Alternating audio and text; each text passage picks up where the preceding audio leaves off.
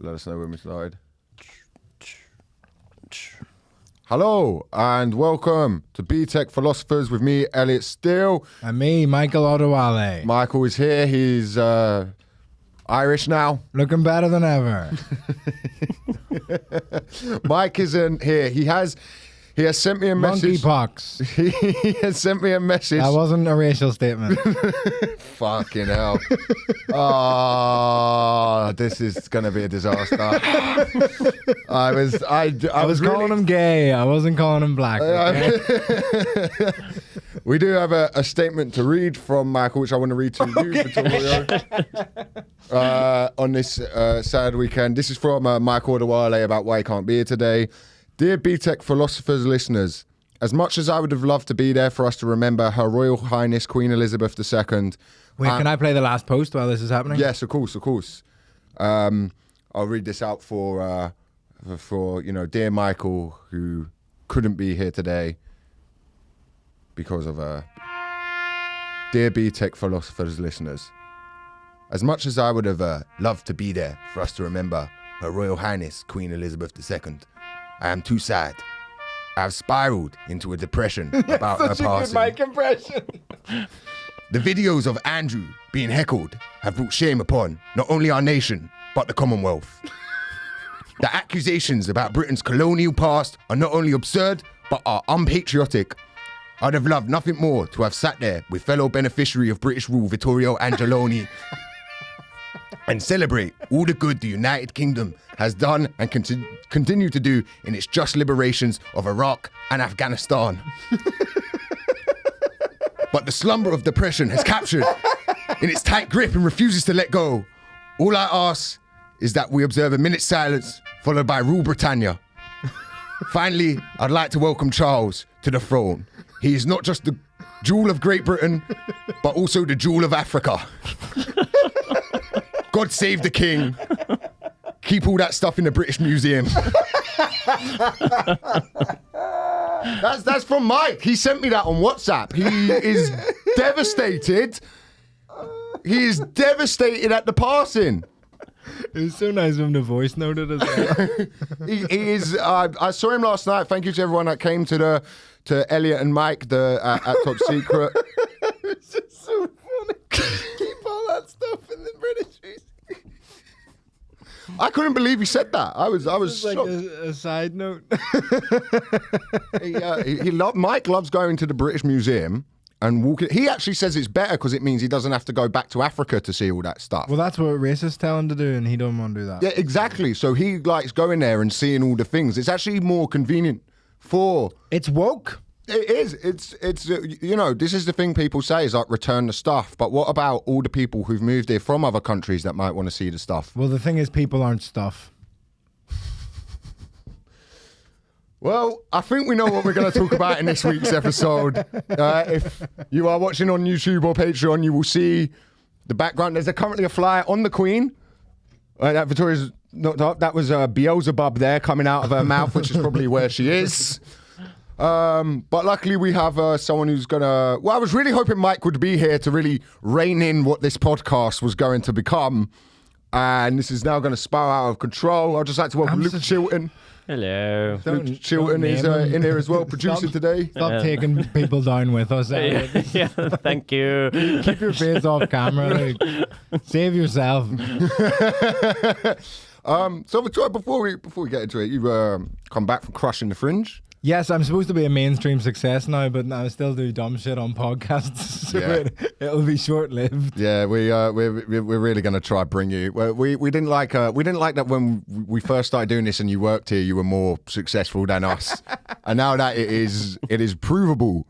It's time I bring people on to bring them back down to reality on this podcast. Yeah. And for those just joining, this is a philosophy podcast of some sorts. There'll be some philosophy at some point. This is Btec Philosophers. We do like to philosophize on things. Yeah. But this has been a sad week. It's been a very sad week. Yeah. The Queen is gone. Yeah. You can't do philosophy when the Queen's gone. Yeah. That's part of the rules. You can't do philosophy or football. No, those are the two things. And the two go hand in hand. They do. You know. Gegenpress is philosophy, isn't it? Gegenpress? Gegenpressing. The Gegenpress. Is that a monkeypox thing? No, the Gegenpress. I know. But, I was genuinely about to spend. I was about to mansplain for 10 minutes and then get all of it wrong. Klopp does it, doesn't he? Klopp's teams they just run after people a lot. Yeah, because they're on steroids allegedly. Hey, whoa! They've all got asthma. I know. I know. More Liverpool fans going to come after me for fucking. That was so funny because I saw like people like hating on you, and then you posted the clip, and I was like, "That's so fine." I didn't. Well, that's the thing. When they went for me, I was like, "What did I say?" Yeah, because it was like you were just saying you guys don't like Thatcher, and they were like, how fucking dare you say It's fucking bang out of order for you to fucking talk about that, lad. No, there's no other city like it. There's no other city. There's about 50 other fucking cities like it. Literally every other city. Oh no, a city that doesn't have good transport. Fuck off. Hey, Liverpool has good transport. Oh, They're in 2 hours from London. That's handy. No, I love Liverpool. I love audiences up there. I think the people are fat. I just think anyone who takes an identity, anyone who takes an identity of where they are from and is like, that is solely my identity, it's just a little bit personality replacement here. Yes, that's a difficult thing though, like in terms of, I guess, the personal philosophy of it. Like, I really struggle with that. Like, people kept saying to me after my Edinburgh show, like, oh, it was great, like, you just, like, slagging off the English. I was like, that's not what the show's about. Like, there's bits of that, but that's not... I think some people almost impose that upon you, where they're like, you're the Irish guy that fucking hates England, and you're like, no, actually, like, the whole second half of the show is how I don't want to be referred to like that, and I thought I'd done a really good job of like balancing those like two things within me, but so many people after the show were like, yeah, fuck them. Yeah. It's just like, oh no. Yeah, I've had that in the last couple of weeks where a clip of me talking about Andrew Tate went round and lots of people were commenting, commentate win on my behalf, and I was like, you've missed the point of this clip. So now I got a load of Andrew Tate fans. I remember, so if you're an Andrew Tate fan listening, similar vibes. Also, gone but not forgotten. R.I.P. Andrew Tate. Yeah. You live on. Nobody took a day off work for Andrew Tate. No. Because all his fans are unemployed. They're not unemployed. They're in Hustlers University. They don't need to be employed. They're making more money than anyone has ever made. It's called passive income. Look it up. Yeah. No, you're right. Just do drop shipping. That is literally just set yourself up as a business and do drop shipping or invest in crypto. You understand crypto. It's just money prints itself. That always it's like works Game Boy money. Do you remember Digimon? Real money's Pokemon. Crypto's Digimon. Yeah, just get involved in whatever. We are sponsored by Hustlers University on And this podcast. milk chocolate cookies. And milk chocolate cookies. Two massive sponsors. Btec Philosophers brought to you by Hustlers University and milk chocolate cookies. It was we want to capture two very different markets, but we think we can bring them in and convert everyone together. Do you think milk chocolate cookies aren't consumed at the Hustlers University? You're fucking wrong if you do think that. They're all keto, I think. You're a brokey, as Lord Tate would say. These cookies are keto. Are they? No. Anyone who does keto and isn't a professional athlete is a moron anyway. Just enjoy yourself. Well, you need carbohydrates. They're a precursor to serotonin. So people go on keto and they start to lose weight because what happens with diets a lot in this stuff is people just cut out the dumb shit like the chocolate and the fizzy drink and that, and they change their whole diet. And you're like, no, that's why you've lost weight. You could eat. It's just calories in versus calories out. Yeah, that's all it is. Have a sandwich, but like just don't have 5 milk chocolate cookies. I get dead compulsive about food, man. Like, when sometimes I'll do a thing, and this is so bad, and like I don't agree with myself on this, where I get real compulsions when I'm in a shop to like buy like cookies or like sweets or like chocolate, and sometimes I know that I'm eating really badly and I'm trying to lose weight, so I'll buy it, and then on the way out of the shop I'll throw it in the bin. What? That's insane. Yeah. That's not like, and it's not like I just do it in front of the homeless person outside Sainsbury's at Vauxhall. Like just so you know, I'm the guy. Oh, fuck you. And this fucking guy bullshit. Well, I'm just That was the fucking bane of my life. You can have a successful fringe all you want, but if every other comedian now thinks you're a cunt, it's not very useful. No, dude, it's funny. People know you're not a cunt. It's No, they don't. And the thing is, I can't talk about it because not? to explain the situation, I have to say it again, which leaves me open to more people fucking clipping my shit out of context. I think you should explain it. No. I would like to know. I would like to know. Are you out of the loop on this, Luke? Yeah. You're the first comedian I've met who hasn't heard about That this. just means you ain't got any comedian friends, Luke, man. which is, if anything, is a compliment. So during the Edinburgh Fringe, and it's a fucking nightmare. I'm gonna try and do a bit about it next. Did you have any PR? No. No industry backing either. It's all very impressive, actually. It's very impressive. You should totally be proud of yourself. It's just funny. I don't mind. See, when people take the piss out of me to my face, that's just funny, and that makes it feel like people don't actually I'll think. include you. But see, the fact that I didn't hear that I was like the talk of a million comedian WhatsApp groups until 3 weeks after it had already happened, that doesn't feel great. No, that's a horrible. I've been there. Yeah, nasty. What did you do? I'll tell my story after Vittorio because it'll be a lot worse. And I'm also going to tell story about Vittorio's story about a time I completely fucked up a fringe to make him feel better. That's good. Well, so accidentally, just because I was fucking knackered during the fringe and still trying to put out podcasts, I accidentally uploaded a Patreon solo podcast as the public podcast for like a day. And then someone messaged me and I was like, oh fuck, took it down.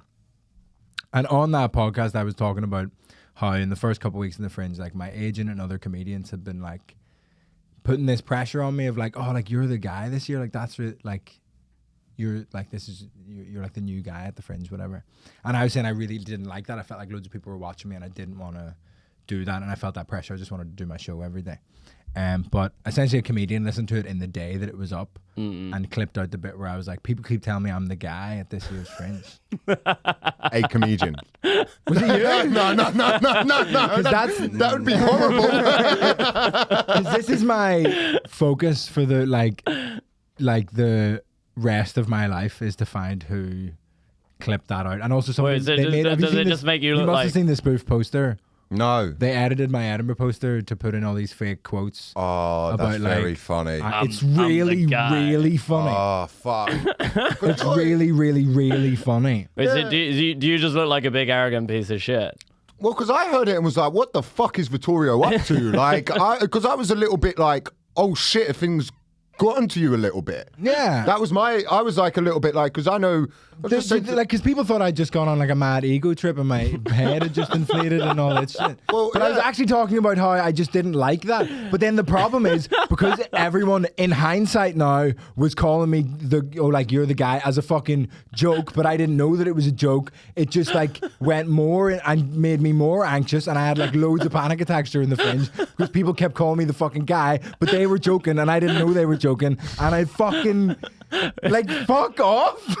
Man, That's quite funny. It's so funny. comedians are so good at bullying, aren't they? I can see how fucking funny it is, but I can also see that it's not funny for me at all. No. Look, I'll say with you here because I was a little bit like, because I don't know quite what our relationship is. Like we're friends. Yeah, we're friends. but like we podcast together and stuff. But I'm a little bit like, I was going like, oh fuck, should I send him a message? It would be good if anyone had done that. Wait, because what did you think? You thought... Well, my This is interesting to know. Someone who actually knows me a bit, and like, what was your perception of that? I knew clip? how hard you'd been working. Yeah. I knew, like me, you are a dweeb. Do you know what I mean? You're a nerdy, you're a kid at school who wants to go into comedy, and sometimes in comedy you want to fucking prove so much that you're meant to be there. Because I have it with my dad. You know what I mean? So I like feel like I need to prove that I fucking belong here to the other comedians who there's never any point playing to. No. It's so pointless, but I do it. And so I was like, oh, has Vittorio gone up there, fucking killed it, sold out these shows, done this stuff, he's doing absolutely fantastically. It's hard to not look at that and be not just envious, to be like, fuck, I wish I could do that. Like I wish I had the ability It's a cool, to do. It was like a cool thing to happen. It's like, yeah, it was nice. And then suddenly, if you're around people who are like, you're the shit, and you've got what you want. People thought I was buying my own bullshit. I think. Yeah. You can then blow up. So I was a bit like, oh, what do I? But then I was going, I don't want to send him a message and he thinks I'm being a cunt by going. Because out of context, I sound like such a dickhead in that clip. Yeah. But like, see, as soon as it stops, like the clip stops, I talk about how I don't like that. I don't think I'm anything. Like, I just wanted like do my best and do the show. That was the whole point of the podcast. Me and Mike also was kind of more than me was going like, well, what is the context of that? And I was going, I don't know what the context of that is, but I was it's a 10-second clip. Yeah. But then that alongside. And you have to do this, your social media output of like, look how well things are going for me, which you need to put because it's self-promotion. What's the point of it otherwise? Yeah, and you're there like smoking a cigar and stuff. You then these little clips of you that I see, I'm like, Jesus, and then he has the gall to call so bad. He has the gall to call me fucking Andrew Tate while he's walking around smoking a cigar, saying I'm the top G of the fringe. Vittorio was saying to other people, what colour's your nominee award? It was I'm saying this out of love. Well, this is the thing. Like, I get how bad it must look. I'm the guy. You said it exactly like that. I'm the guy. But I thought, like, even in that clip, I'm like, I'm clearly doing a dumb voice. Were people actually coming up to you being like, hey, it's the guy? Well, like, I in hindsight, as a joke, like when I arrived at like the nomination thing, Sean was like, oh, it's the guy. I was like, what? And I was just completely oblivious that anyone had heard that, forgotten what I'd spoken about on the podcast. So you're just like, paranoid every time you hear it. Well, he was like, oh, I thought you would laugh. And then he like phoned me later to be like, man, I'm so sorry. I thought you would laugh when I said that. I didn't want to. Sean was. And I was like, oh no. And I still didn't understand. And then I texted him when I found out and was like, oh, this. Yeah. I know why. But it was good. And it is funny. And I would have, but what's mad is that was 3 weeks after it happened. So like, yeah, it took 3 weeks for anyone to say anything. That's when it feels cruel. That's when I was like, I've just been walking around the fringe, like, wondering why people are being weird to me and thinking I was like some kind of dickhead. But it was also like through all WhatsApp groups, so it wasn't. So it was like just comedians amongst comedians. It wasn't like a public. No, not at all. No one is like. Why Do you think it'd they... almost be funny if they made it a public thing? Because then it's like it feels like a joke rather than like just make fun of me to me. Like this is funny, and it is funny. If I'd known that clip was out there and Sean had said that, I would have laughed because it's funny. Yeah. But it's everyone behind my back, and I have, number one, no idea how many comedians know about it, but you're the first one who I've spoken to that didn't know anything about it. Well, like, this is just making me doubt what impact I have. I do stand-up, everyone. I'm really good at it. I get that out the fucking... Don't ever do that again. But it's like, I don't know. There's no way for me to know who spoke badly or well about me.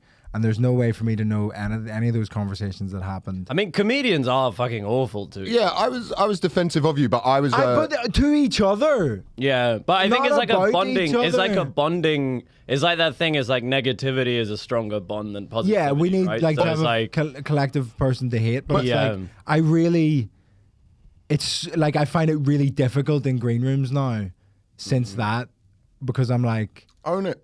Oh, like, yeah, on my tour poster, there's gonna be a quote that says, he's the guy, everyone. That's funny. Yeah, and also, like, does it take you back? For me, when something similar happened to me, it took me back to, like, school, where I was picked on. Yeah. It feels like it's school. so isolating. But it's like everyone's over 30 or, like, late 20s. Yeah, it's like I don't know. Like, I really wouldn't. It would be so funny if people were like, oh, you fucked it. That sounds so bad out of context to me. Yeah, and people have done that, and that's like funny. But the fact that it's just all like it took 3 weeks for anyone to even mention it to me. Well, it's because you're doing well. So but people like who's like I just don't get how no one went, hey man, this is being shared around WhatsApp groups. Well, because it's a hard thing. Because I wanted to message you. Yeah. Because like the people sent it to me. Because I was like, Vittorio's been on. I know Vittorio's a hard worker. I know. I was like, but in my mind, I was like, oh, that sounds like it's all gone to his head a little bit. I was going, oh, that's not. Do you want to hear the clip, Luke? Yes, please. It's actually my ringtone, so just call me. Also, if anyone is in a WhatsApp group, I mean, feel free to add me. That's cool. I'm free. I'm around. I've got a number. My number's 077 951 96767. Have you just Did you given out actually your number? give out your phone number? Yes. You're such a fucking idiot, man. Man, our fan base is going to send you so much porn. No, they're not. They're all like sweet old. They're all very nice, our fan base. What is your fan base? We don't know. There was this lovely lady last night who was a fan. She gave me and Mike a book, which she gave Mike a book. What? And What book? about philosophy. 12 rules for life.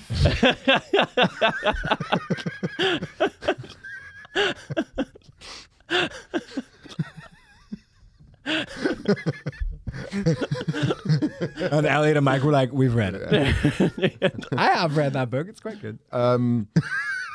No, she gave us a book which Mike is going to read because I don't read, and I was shocked to the nation there. And we're pretty sure she called us both her boyfriends. Oh. It was Nice. pretty harassy in a manageable way. Only Yeah. because it's a woman. Yeah, like I could have sparked her the fuck out. You didn't know jujitsu. It would have been threatening. Yeah, no. Hold on. If it really came to it, but do you know what? If it came to it and she beat me and then fucked me, she'd have earned it.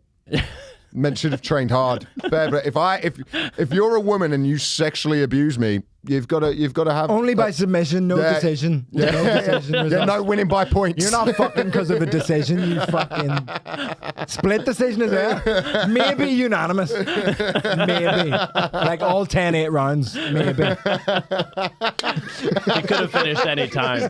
I would be so gutted. I lost about 3 10-8 rounds to some lovely old lady who came to our show last night. You know, you're just there and you don't even put your hand up and like as they're about to raise it, like act like you might have won. You're just there, just nah. Sad. And then you just like clap. Yeah. You gotta clap. straight out of the octagon. Yeah. Fuck. Right. Do you want to hear the worst clip of the last year of my life? Oh, what a joy. People keep telling me I'm like the guy. This year, you're the new guy this year. Like this is your thing. Like this is your year to be the guy at the Fringe. And that's the end of the clip. That does sound so bad. Yeah, it How does. good is it? Because it's me doing an impression of stuff that would make you feel a lot of pressure. It's a little pause before. I'm kind of the It's not me saying it! the guy. Other people! The fringe guy. That's. But to the comedian who sent that without context, I say, because it fooled me. Because they must have listened to the rest of it and gone, nah. Well, that's a cunt move, because like in comedy, one of the things we're always like is like context. Context is important for what we're talking about, especially online. Look at what happened to Kevin Bridges this weekend and things like that. Yeah. It's important. So when it's a little bit turning on ourselves, and it's a fucking amazing version of it, because fuck, you fooled me, because I was like, what? I was in my group going like, fuck, is Vittorio But this like is not what's handling so this well? annoying. It feels like nobody knows me well enough or has a high enough opinion of me to be like, no, he would never. Well, I just didn't want to. I didn't want to do the Luke thing. is finding this so funny. And there's nothing. This is all new to me. There's nothing I can do but find it funny, because, like I said, You have to own it. there's too many people who've shared it now to the point where I can't just be like, well, fuck that one person who shared it, because it's fucking everybody. Oh, like I forward it to groups that haven't even got comedians. Of course. I put it.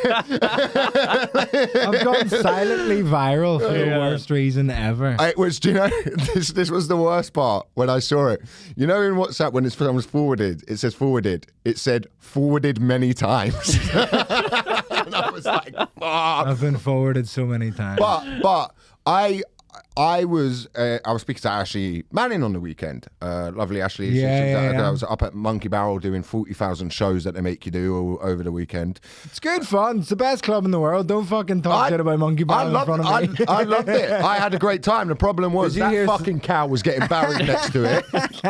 Did you hear Sam Campbell when he won the main award at Edinburgh? Because like 9 Monkey Barrel shows got nominated, and he went up and went, "There's something in the water down at Monkey Barrel, and I can't stop drinking it."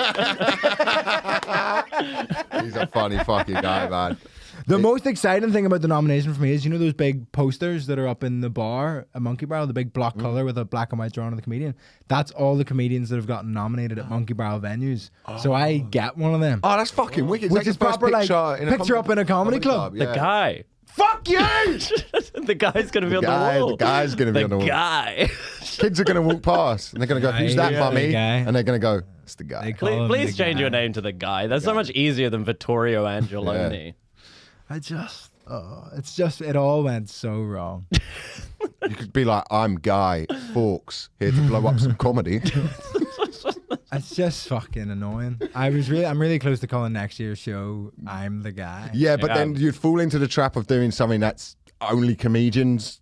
Do you know what I mean? And then everyone else is like, but there's like, I think, not the title of the show, but I think a little nod to it. I'm gonna have on my tour poster. Very funny. He's the guy, everyone. I'll tell you, before we start talking about what is going. This is so stressful for me. I'm gonna start compulsively eating cookies. Are you all right, man? Like, because I feel bad, because I fucking would feel awful if that was my. No, it's really bad. Like, it's really stressful and really like upsetting that nobody like messages me to be like, "What's going on?" Because I didn't know.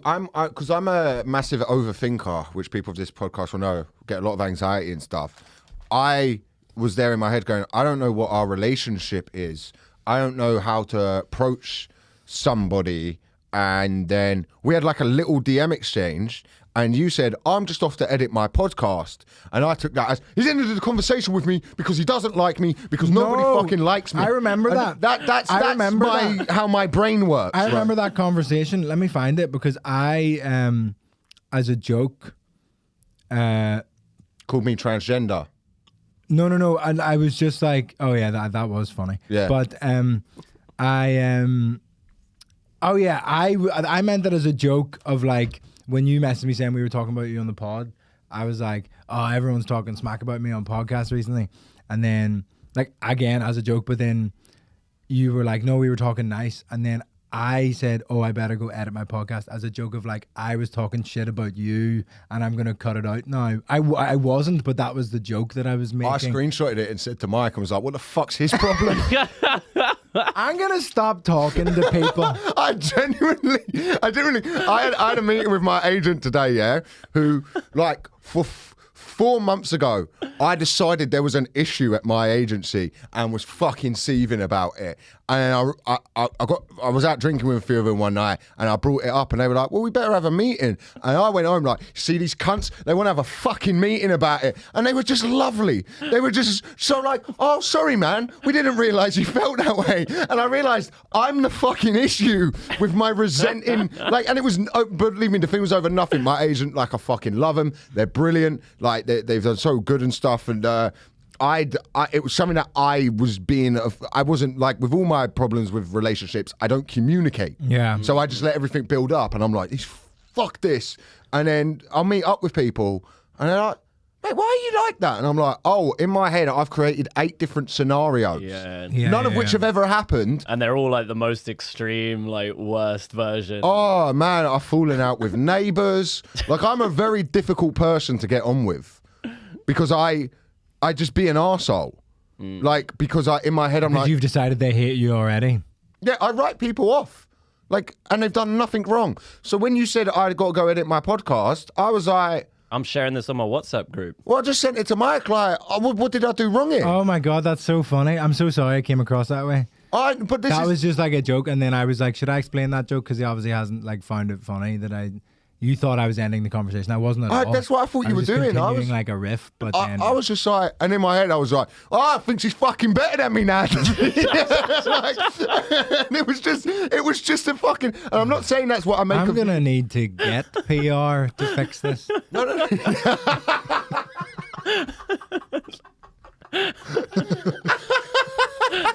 Can you get PR that's just for comedian WhatsApp groups?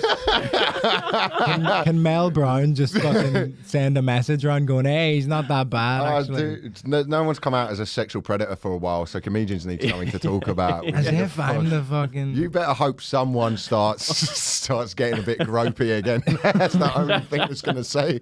No, and I'll say this, I'm a fucking big fan of you. I think you're I think you're not even work ethic. I think you're a class comedian. Thank you. So then I have that thing where I don't know. I feel like, oh well, he probably thinks I'm just trying to be mates with him because he's doing really well. Like, no. But I do that with everyone. Yeah. I do that with everyone. My thing is, I assume everyone's talking about me behind my back, and I've worked really hard to like unlearn those irrational thoughts. But it turns out 100% true. But nobody, believe me, nobody is that like. It's happened twice now. Do you remember those messages got shared about me that other What time? was the other one? With the Yeah, that really sticky amongst one. someone else's cancellation, I got fucking. I'd just like to taken point down out as I was spoken about in a very highly light.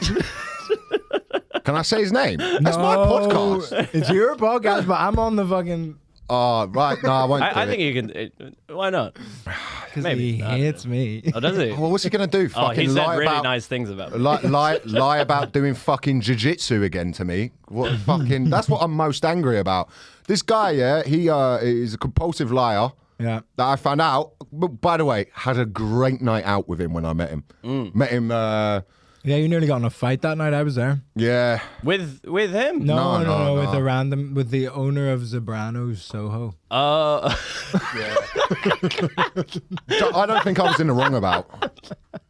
At all. Watch that. I this remember guy- it was my favorite thing Elliot's ever said. He said, I can't talk shit, but I will throw down. I was like, Elliot, you're a comedian. You should be able to talk shit. More of a physical comedian. Look. Oh, Mr. Fucking give some context doesn't give any there, right? Let me explain what happened. This dude came in. He was cool. He was fucking cool, all right? Talking about comedy, but I didn't know. I assumed he was a comedian because he had a lot to say about comedy and was very opinionated about it. I gave the opinion of my girlfriend had given me about something, and he was like, your girlfriend's chatting shit, bruv. She don't know what she's talking about. She's fucking up to a guy he's just met, and I'm in front of people. Like, you can't, and your girlfriend's fucking stupid, man. And I just went, bro, you can't talk about my missus like this. He was like, yeah, but she's been, so I just put my keys and everything on the table. He was like, I'm just chatting shit, innit? And I was just like, no. Why'd you put your keys on the table? Oh, well, it's fucking funny story, right? I'd lost my swingers part. I'd lost my keys, so that day I'd got a pair cut because I keep losing keys, and then that day I'd got them cut, and then I'd left them on the table. I didn't remember to put them back in my pocket, so I had to go back home and knock on the door. But what was your plan though? Take the keys out so your trousers were more. No, I was just putting everything on the table. It's like, you want your keys in your pocket. Then if they hit you in the pocket. No. Ow! My knuckles on your keys. Stop acting like you don't know how to fight, Luke. You're a fucking blue belt in jiu-jitsu. Yeah, but I still use my keys. If they're there. That's what you learn at blue belt. Is keep your keys in your pocket. Yeah. That's like when you ever seen when men fight, they always take their tops off. Yeah. Why? You're gonna get grazed. You don't want to get gravel on your Well, the pecs. classic is like take your watch off, take your rings off, maybe like a necklace off. Take your necklace off. Everything else, keep your rings on. No, because you hurt the knuckle. It would break your own finger, wouldn't you, if you hit? It'd be more painful to them, I reckon. No, you'd fucking Depends on the think ring, I guess. Depends on the ring, yeah. So we got a new segment on this podcast since you've last been on it, Vittorio. Called Chatting Shit About Vittorio. I assume every podcast has a segment called that now. That's how paranoid I've become. Dude, don't worry. Right, okay, so before I'll tell can you. we hear your fuck up story? Can someone else have fucked up before? This is bad.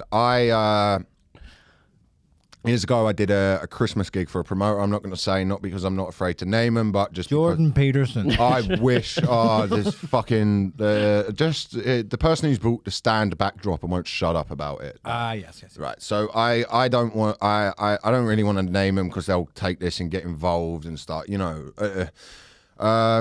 keys on the table a moment. Oh fucking hell, yeah. And he basically, I was doing these shit Christmas gigs in Leeds and went on the first night an hour and a half after I was meant to because the people of Prism Leeds couldn't serve a fucking brownie. Yeah. And so then I had to go on an hour and a half later at a Christmas gig where it's chaos. I went out, was fine. Do you know what? It was fine for what it was, did my time, got the fuck off. Went out the second night. And he was like, you now need to close because the person who closed last night bombed. I was like, all right, man, whatever. They bombed because it's a shit gig. And then they went out on a second night. That's a rough gig at the best of times. And like on Christmas, that's like times 10. Yeah, it was awful. It is what it is. It's just a different kind of gig. Get your money, do your time, fuck off. Yeah. And so I went out on the second night and some people complained about me because basically what happened was I was just talking shit because I went like, if you're annoyed at this night, be annoyed at your boss. And it was the week of the election and I went, vote for Jeremy Corbyn next week and fuck them over because what did you expect when you were getting food at Prism Leeds? Like, what did you fit at a comedy show? At a nightclub. In a nightclub. Is it not up to your standards? Yeah. Like, go for a meal before. I was just saying that, right? Next week, I had the same gigs in. They got pulled like 3 days beforehand. Oh. And I was like, great. Yeah. Fucking brilliant. And then he went, I was like, look, if you just, because it's late, it's like 3 days before the shows, just give me my cancellation. And he was like, I'm not giving you a cancellation fee. Like, you're not getting one. And I'm like, no, you need to give me a cancellation fee. Yeah. So I ring my agent. My agent's like, you book these gigs in yourself. We don't work with this promoter. I'll be honest with you. There's nothing we can do other than send an email. Like, there's no... Yeah. Like, which is fair enough. So I go in the Concerned Comedian Collective on Facebook and write about this. Now, people don't know this part of the story.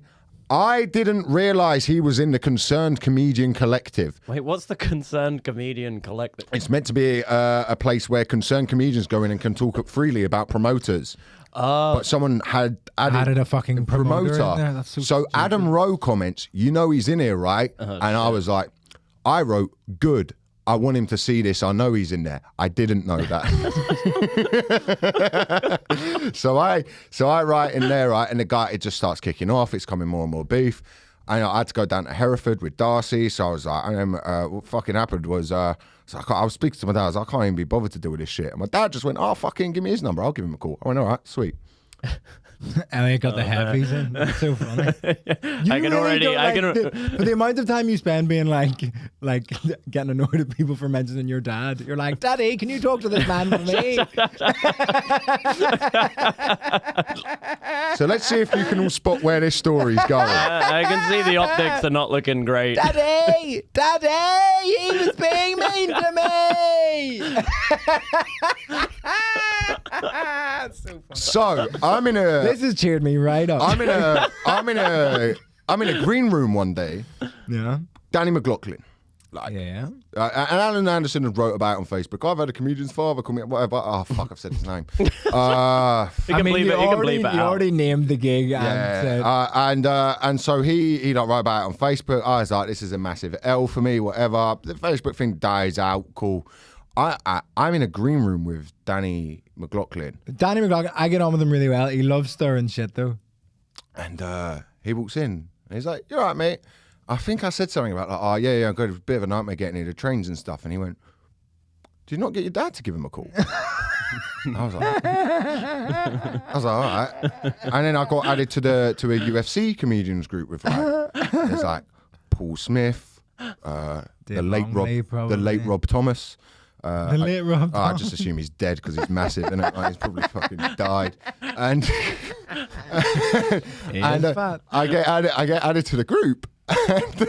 And I go like, I'm just talking about UFC, and I'm like, oh, that fucking Herb Dean there needed to stop the fight earlier, and Paul Smith was like, you're gonna get your dad to bro, this shit went round Scouse WhatsApp groups, like Scouse comedy, like the whole fucking Liverpool scene were rinsing me, but for like years without me knowing. So I go out to Liverpool sometimes, and I'll meet some Scouse comic, and I'm like, fucking, mate, you the lad who got his dad to fucking call, and I'm just got to be like, yeah, that was me. Yeah, that I'm the guy. But so I had that, but like where I'm resonating with you is I remember the minute I realised this has been spoken about without when I wasn't having there. any control over it, and it's just you're like because in my head when I hope people speak about me, it's Elliot's a good comedian, or Elliot works hard, or he's trying to do so. Isn't Elliot nice? But no, that's my base of reality. What it really is it's he gets his dad to do fucking everything for him. Don't need a little shit. So I hope that's cheered you up. Yeah, it's just bad, and it's just like one of the. It's just completely out of your control. It's out. It hit, when people do it still hits me. But now that I know people, the solution is to just like, and it's annoying, but I'm just gonna try and like be nice to everybody, like, because like I said, it's so out of your hands where you're like, I don't know who said what. My only choice is just to be nice to everyone. I can either be a cunt to everyone and assume they've all been a cunt about me, but that can't last. Do you know what I mean? Like I can't do that. So the only option is just to be nice to everybody. The only vibes I got from people, genuinely, was like just a little bit like concern. It wasn't like what a cunt. People were just like, oh, but it's concern because I sounded like a cunt. It's so fucking recoverable. I know it's embarrassing. Do you know what it is? Comedy plus tragedy, tragedy plus time equals comedy. That's that. And you're at the moment, you're in like the bit where it's. I already find it funny. Yeah. And you know, because I have no other option. The guy is back, baby. You're a real piece of shit, Luke. You know that? So I'm like so far behind any of this. You're getting it all out now. This is good. This is my only fight back for having no success of any kind. I'm not even in the WhatsApp group. I didn't even know. Dude, I'm not even in the Bitter Comedians WhatsApp group. Because you've got the thing, and like I'm sure we all have this where when someone does well and you're envious of them and you've got these things and you're like, oh, and then you see, this is the problem with living our lives on social media, is you then go like, well, I've been seeing his stories, which is self-promotion. I'm not watching your stories as someone who's coming to see your show. I'm watching it as another comedian. Yeah, and it's not for other comedians, it's for the audience. And that's, And that's like, you know, I'm sure my fucking stories on Instagram are awful to some comedians. Yeah. 100%. Just mute me. My social media output can be fucking terrible. Nobody, like, people are like, we get it, Elliot. You go to a gym every now and then. Like, why do you need Just mute me. Don't mute me. Just mute me. It's not, like, I'll chat to you in a green room. I love comedians. This is what upset me about it. I love comedians. I think they're wonderful across, like, it's such a weird group of people, but we all have this weird thing in common that we love doing and we have to do, and we're all like kind of damaged and broken in different ways, and I find it like a really cool thing. I'm really proud to be part of that kind of like group of like, we're all comedians, no matter what we think of each other's stuff or the way we go about our business, we're all comedians. We all have that weird thing about us. It means we have to get up and like get validation from rooms full of people in whatever way we can, and it's really sad for like one of the only groups that I've felt a part of in my whole life to be like, oh, you're a dick. Yeah, man, I get that. Do you know what I mean? I get that. They weren't calling you a dick. They're calling you the guy.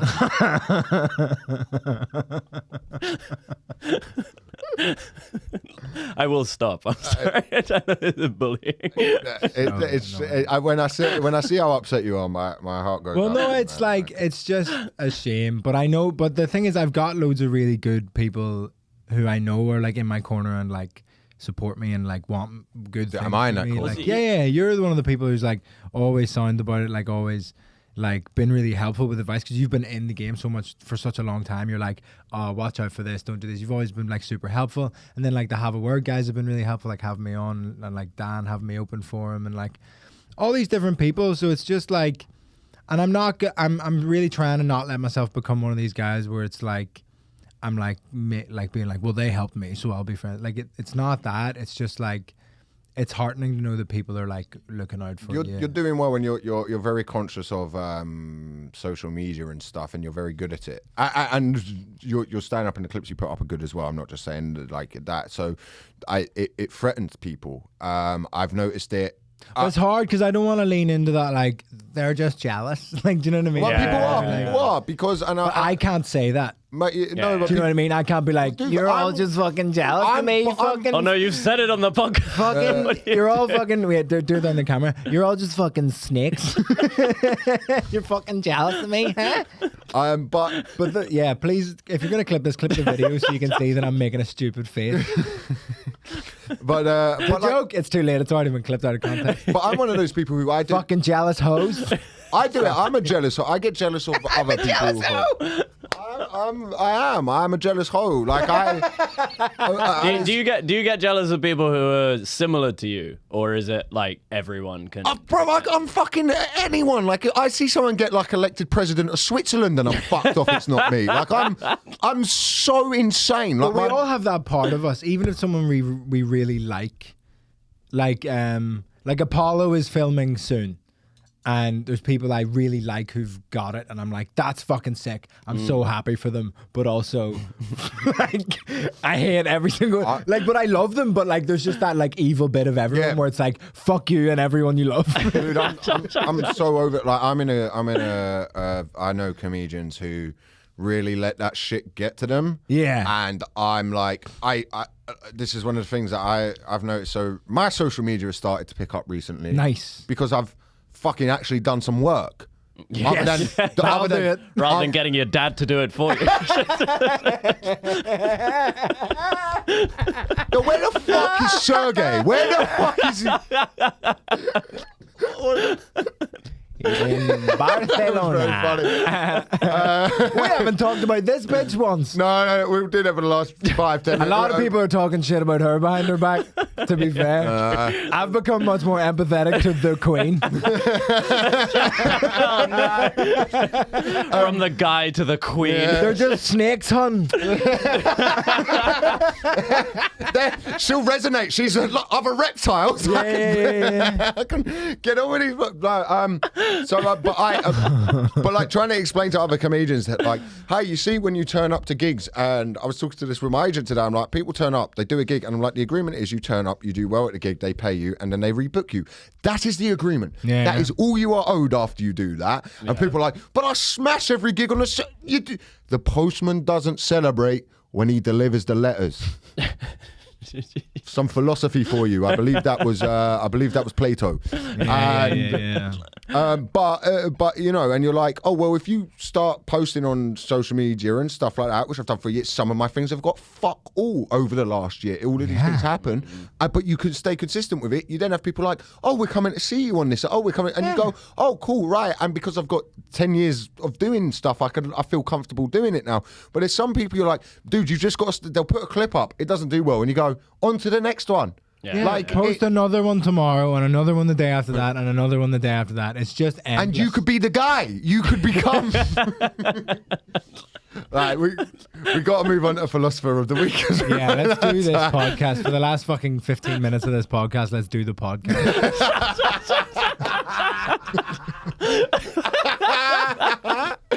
So now that we This is good for both of you. This is healthy.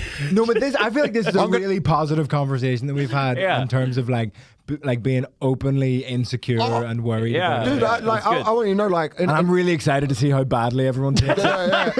But I have a thing where I really like both of you and loads of the comments that I hang out with, and I always say on this podcast, me and Mike have said this, the thing we never want to do is bring in a comedian we don't rate. Yeah, just for numbers or just whatever. for numbers or like that. That's why we haven't had any women on. And the whole...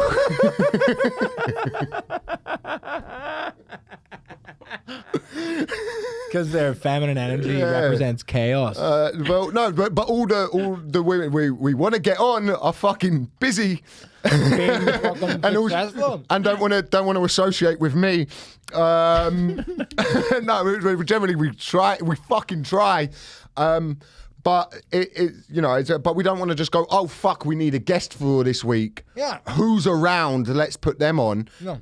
And you know, but there's still the thing where people I see coming through who are that you get threatened by. Like I have that insecurity. There are times where I see yourself or other people and I get a little bit like, oh fuck, well fuck them, do. But that's my own insecurity that like I have to address and deal with. You know, and that's something that like I think everyone in comedy or anyone in any industry should be more open about is like, because then you feel bad about being jealous of your friend. You feel bad about not wanting them to do well, so you harbor it and then it festers. But you gotta just say it. Even Yeah, if it's just a joke, it goes away as soon as you address it. Like, it's also such a weird way. It's like if you see something on Instagram or social media, someone gets something, you feel jealous. If they tell you in person, you feel happy for them. No. It's such a weird... Do you know? I have it like, if I see it on social media, I'll be like, fuck them. If they tell me, I'm just like, yeah, sick. There's like, comedians, if I don't see them in person for a while, I will start to like harbor resentment. And then I meet them, and I'm like, oh, I like you. Yeah. I It's said so there's weird. comedians I've muted because of that, because I'm like, you're someone who I really like, but if I just watch everything you tweet, I'm met with a version of you that I isn't real. Yeah. The perfect example, Adam Rowe sent me a video of their new studio that they just built in Liverpool. And I was like, that's class, and also go fuck yourself forever. Yeah. Oh, they're the fucking, like I said, like they're the fucking people who have kicked everyone in the arse in UK comedy, kicked everyone up the arse to fucking get on with it and look at this thing that they're doing. Like anyone who's like, you know, when they put out tweets like changing the game and stuff, I know it gets to people, but fuck me, if I was in that position, do you think I would have any humility? I would be such an asshole. But also, they're like giving back to comedy. Like the special, like filming people's special thing is like such a generous give back. And like it's creating an industry run by comedians, which is like, great. Fucking amazing. It's like, there's nothing but positive things to be said about. I'd love to do a podcast where my fucking co-host bothers to turn up. For some reason he's just not he's ill. Well, he's grieving because of the Queen. But yeah, we're gonna move on to Philosopher of the Week. Because we need to finally talk about what people will be tuning into this episode for.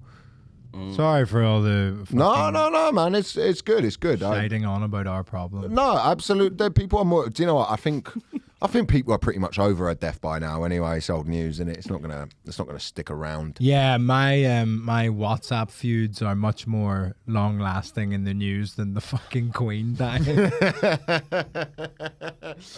So I imagine it was a pretty big day for you. When the Queen died, Yeah.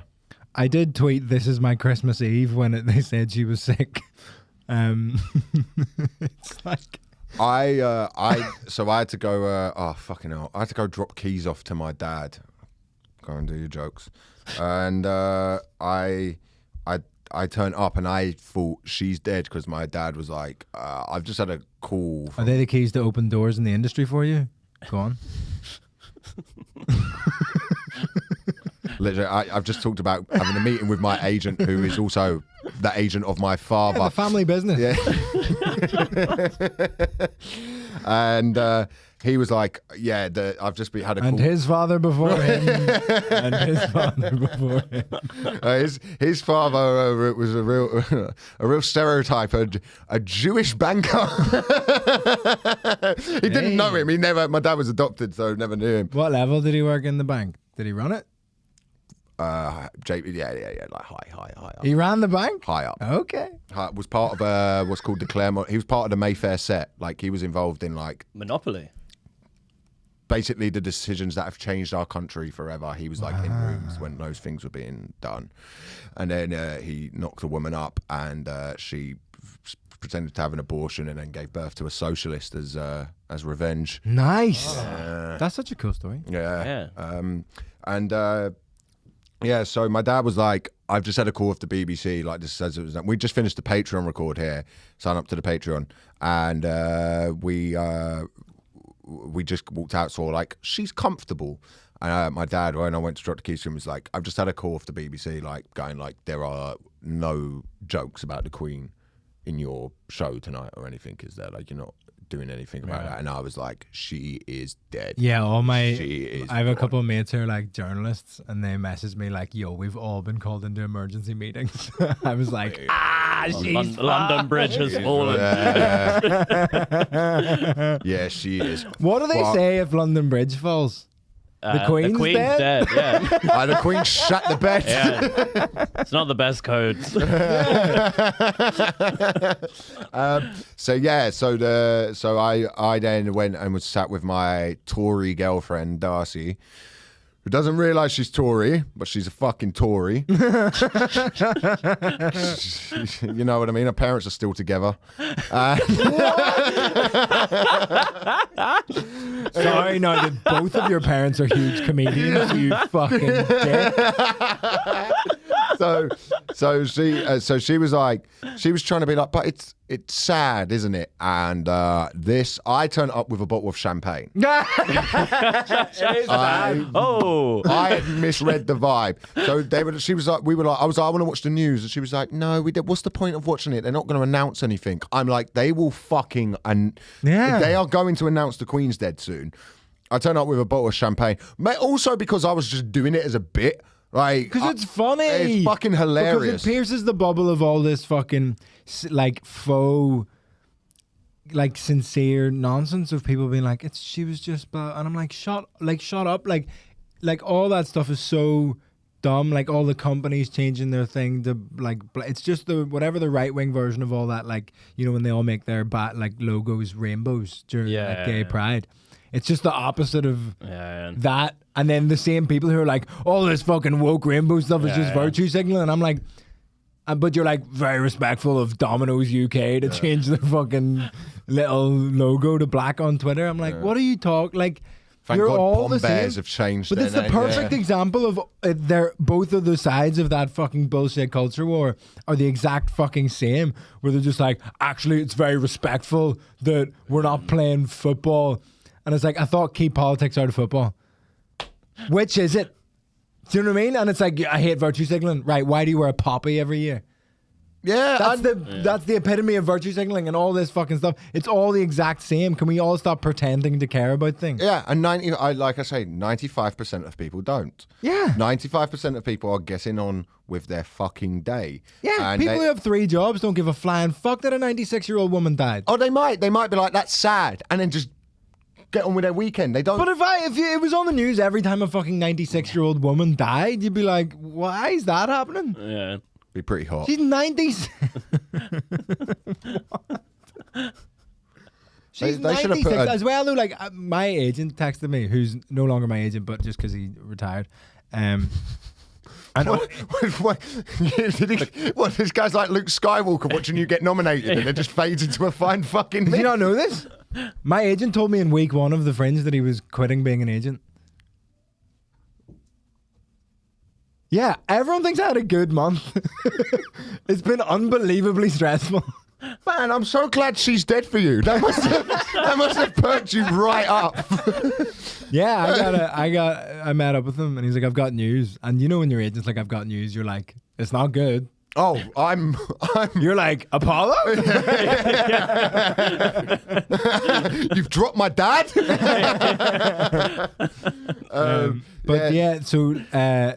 He messes me like, yo, cool it.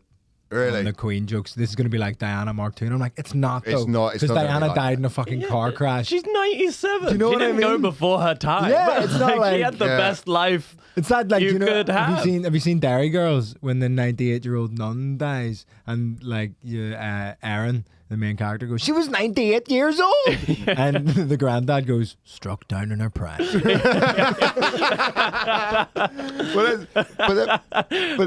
Just goes to show it could happen to any of us. Yeah. Never live each day like it's your last if you're 96. So I was at Monkey Bar in the Fringe, which is right by the Royal Mile, which is where I don't even know what to call it. It's not a funeral. Where they were doing the drive-by. The Queen Pride Parade. They were driving her. Did you see what they did? She was like Achilles when he wouldn't give the body back and driving it around Troy's gates. They just had her on a chariot, like dragged behind on rope, sprayed out on the street. I thought it was a little bit out there.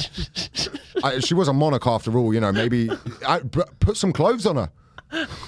Put some clothes on her. I'm no royalist. Just being dragged along the street. Yeah, I'm no royalist, but I thought it was disrespectful. Yeah. Just as a fellow human being, Yeah, it was her final wishes. I said on stage one night, I was like, imagine her final wish was to be, for her body was to be shot out of a cannon at a wall. And like the BBC had to just go along and act like it was normal and just do that. And there goes Her Majesty flying through the air. That's no less stupid than any of the other traditions around it. Yeah. It's all fucking insane. That'd be a hell of a way to end like the proms. And They cancelled the last night of the prom. I thought that was What? insane. Yeah. I would have thought that's like Fucking the country. ultimate tribute to her, right? Well, yeah, they do you know they did it the day after 9/11 happened.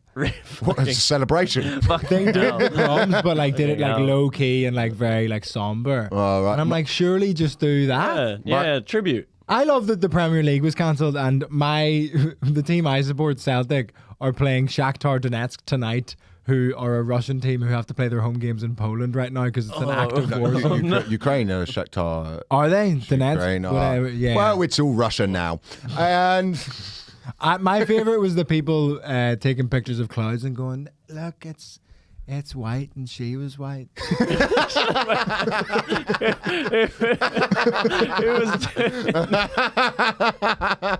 Did you not see all the pictures of the clouds? They were like, it looks like the Queen. yeah, they went round WhatsApp groups. You want to know? It was. It was in like the Daily Mirror and the Daily Mail and stuff. It was like, man spots amazing cloud that looks like the Queen. It's so. It is mental because it just. Like I was saying this to someone yesterday, right, who was sort of giving an example of like, you know, here's why it's sad and here's why I get what's going on. And they're not royalists, but I was going like, it was just a perspective that I kind of agree with, which was like, you know, she was around for a long time. She is also a prisoner of the system that she is in. Because to be a royal... They can't just stop. I've said this before. There's no way, because even like Harry leaving the firm, were like, no. Yeah, they'll be There's no way. They'll be phased out in the next 100 years. I think they're in trouble. The Queen's dead. Well, now. because the Charles had so much less goodwill, and it's actually a message that my mate texted me, but he has a proper job, so he just occasionally texts me like funny things and goes, maybe tweet this, and I tweet it, and then I message him when it gets like good response on Twitter. But it was just like, sure, I've lost a lot of followers this week, but not as many as the royal family have. That's funny, yeah. Because there's so much less goodwill for Charles than But that's the Queen. Well, they're gonna start, I think, probably phasing it back a little bit, and the Andrew thing's fucked him. And she was like, And William loves pegging, apparently. Really? That came out because he was like cheating on Kate, apparently. Allegedly. And like getting fucked up the ass. But with women. Yeah. That's he's that's not why a it's monster. Pegging. No. He's not getting pegged by men. Hey! Oh, Can you not call this it- country, yeah. this country can handle a paedophile monarch, but not a gay one. All right, we can. Yeah. Get rid of that black lady as well. Boo. I love the way it like. Touch some kids and get on with it, for fuck's sake. Well, so speaking of, that's to do with Philosopher of the Week this week. Oh yeah. Jordan Peterson. Jordan Peterson, whose silence on this podcast has been deafening. Did you see him? He met up with Ronaldo. Really? And everyone was like, I can't believe Ronaldo met up with Jordan Peterson, like, as if I couldn't hate Ronaldo more. And I'm like, he's a rapist. Allegedly. In interviews, okay, I won't say he hasn't been convicted of anything, but in an interview he said, she kept saying no, but I kept going. Yeah, He said that. it's That not sounds- good. It's not good. It's not good.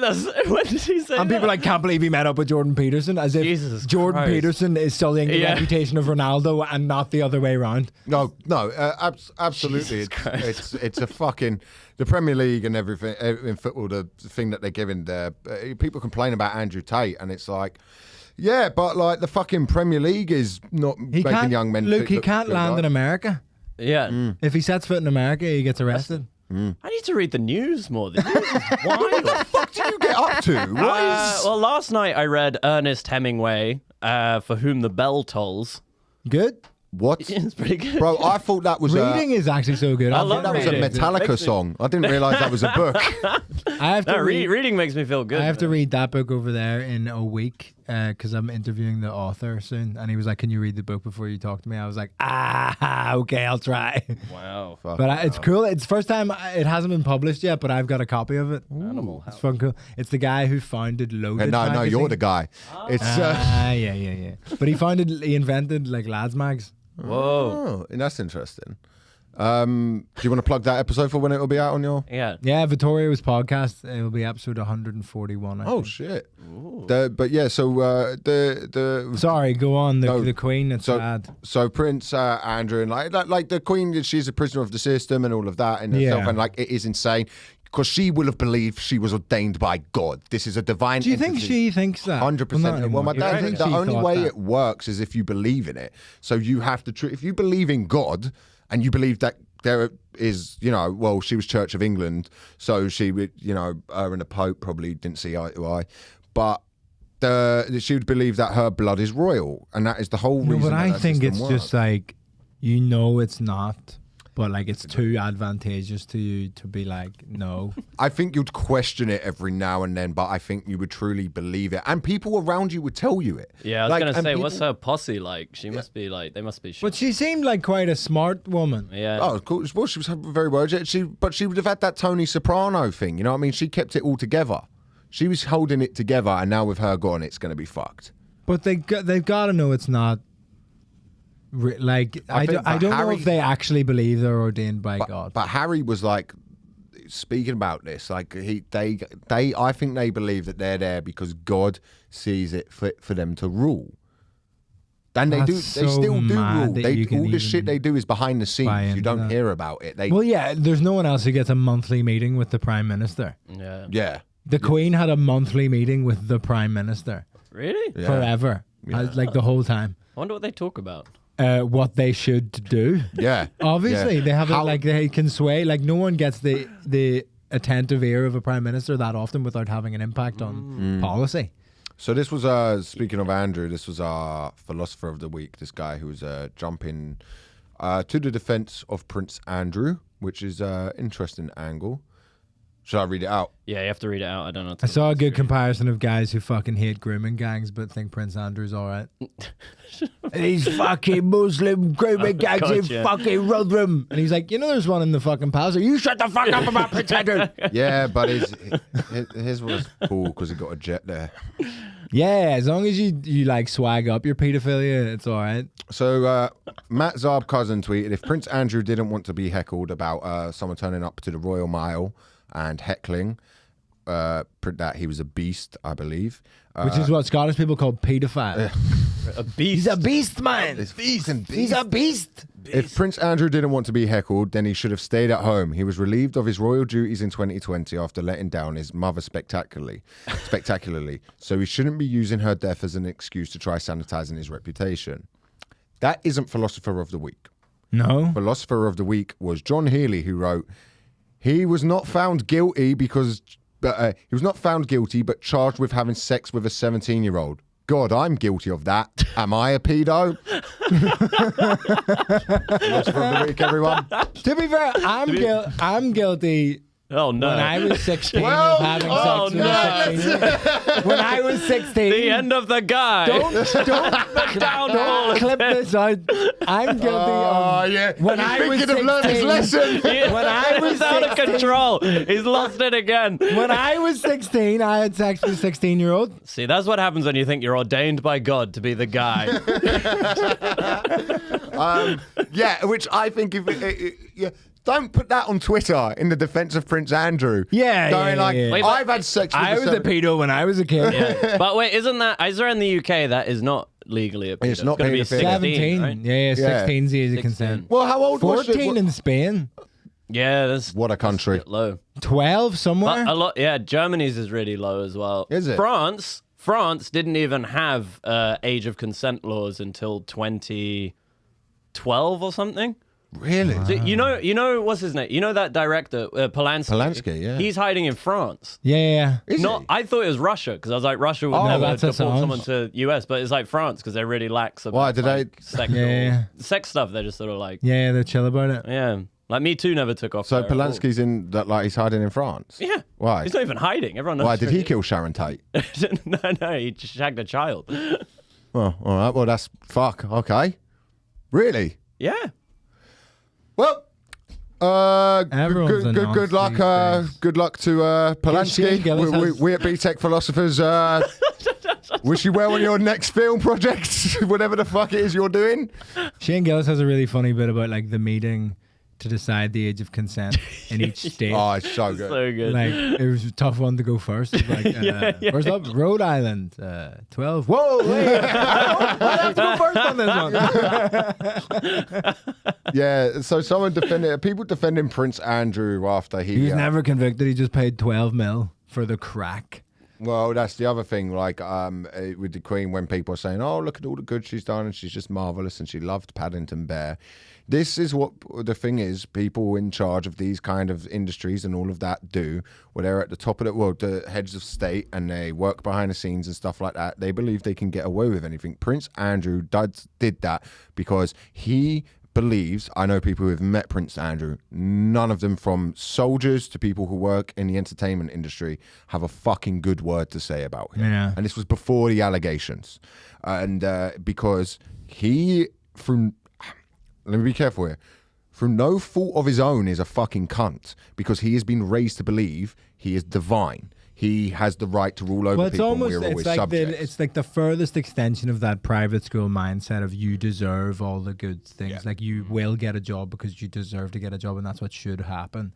Whereas like that different mindset of like I deserve to not have a job almost is like the royal thing. It was like I deserve to just show up to stuff. Yeah. Then Lemmy tweeted that. He was like, look, we can all agree she like went to a lot of things, and like was that it? Like was that her job, was just like showing up and stuff? And I know that is like on some level taxing to appear at all those events, but is that actually what we're saying is difficult when people have actual when people are bricklayers and like go home with like bleeding hands at the end of the day? Like, Well, you know, she in some ways went home with bleeding hands when she had Epstein killed. and Diana. Allegedly, I want this podcast. Mike is going to be listening to this like, what the fuck have you done this week? So, I guess that brings us to the end. R.I.P. Elizabeth is what we're trying to say. What a fucking mad episode. No, it was insane. But it was lovely to have you back. That was good. I think that was good modeling for people of like men being like open about how fucked up and insecure we actually are. This really is a Jordan Peterson moment. Really fucking is, isn't it? He don't want men to be insecure. He told that, like, he was like, be the guy at your dad's funeral who doesn't cry. That was like a Jordan Did he Peterson say quote. that? Yeah, he tweeted it, and I was like, bro, Oh my cry God. at your dad's funeral. Yeah. I'm going to be normal. crying happy tears because that Radio 4 gig's mine. That's like the fucking monarchy as well. Let me let you all know that. Yeah. When he goes, I'm going to towns and telling them what's wrong. Yeah, That's what yeah. I'm going to be doing. But it was fucking great to have you back. Great to have you in the studio, Luke. Where can people find you, Luke? You can find me on Instagram, Luke Chilton Comedian. I think you've given out your number. Why the fuck am I asking you to Well, plug contact me on my personal phone number, 077 951 96767. Add him to your WhatsApp groups, folks. Please do. Can people from the show just start texting Luke? I want to buy. I am so lonely. TV, I have a WhatsApp group for their Patreons. Oh, that's the danger. How letting Julian Dean have. Yeah, that must just go off all the time. But they've got it on like WhatsApp Business, so it's separate to their like stuff. Speaking of Patreon, we do a weekly episode, me and Mike, where we have, we come in and we're a little bit more loose. I mean, today's fucking challenged it. Where we Wait, this isn't behind a paywall. But we've had lovely Vittorio back in, who's a friend of the show, comedian extraordinaire. And the guy. What have you got to plug, my friend? I'm going on tour in the new year. If you want to come, it hasn't been announced yet. But if you keep an eye on my Instagram, Vittorio Angeloni, I'm currently shadow banned because of all the Queen jokes I made. So can you tag me in a story so people can find it? Because if you search my name, you have to type in my full name before it comes up in the suggested. We just made sure someone's not getting invited as a collaborator on this week's clip. No, my clip still that you just can't search for me. It didn't let me invite someone else as a collaborator, so you might not be allowed to, which is fucking mad. Check out that. Check out Vittorio's podcast. I'm gonna have you two will be on at some point. I just need to sort out when. I've been fucking shit at booking guests recently. If you want to hear me fucking cancel myself amongst comedians some more, sign up to my Patreon. You get merch as well. I launched merch today. So if you want to become a citizen of the People's Republic of Patreon, but you're not going to do that off the back of this, so just listen to my podcast. Listen to Vittorio's podcast. I imagine a crossover on this is quite big actually. We're doing it's actually most of the people on this podcast were very excited for you to be coming on. That's good. That's exciting. I'm glad for you to hear some of my worst moments. We're going to be doing another Elliot and Mike at Top Secret. We're going to start bringing guests. We're not going to announce who the guest would be because sometimes we don't want to drag out or whatever. Yeah. No, not even that. We don't want to drag someone else's fan base into our thing. Yeah, fuck other people's fan bases. No, do you know what I mean? They're all gay. We don't want to be using that. Please, someone clip that out of context. Let's get that going around. No, we don't want to bring other people to the we want them to walk onto an audience that they haven't had to fucking make come. If that makes sense. If people want to be announced, they can fucking be announced. But it will just be us and another guest. We're all going to be doing 20 minutes. It will be like either at Top Secret or we might start doing it at Angel as well. Nice. So thank you to everyone who came to the show yesterday. It was really cool to meet you all. The lady who gave Mike the book, Mike said he was very interested. He maybe message him on social media. Please don't do this. I don't know why I'm doing that. Nobody laughed at it. Send him your tit pics. He's grieving. This is what he'd want. We're on Patreon for extra episodes. And we'll be on Instagram. And by the time this goes out, there'll also be a Btec Philosophers TikTok page, as well as the Twitter. I've been Elliot Steele. That's been Vittorio Angeloni. Can we play Real Britannia? Yeah, of course. Should we do a minute silence? Yeah, I think so. To Real Britannia? Yeah. Yes.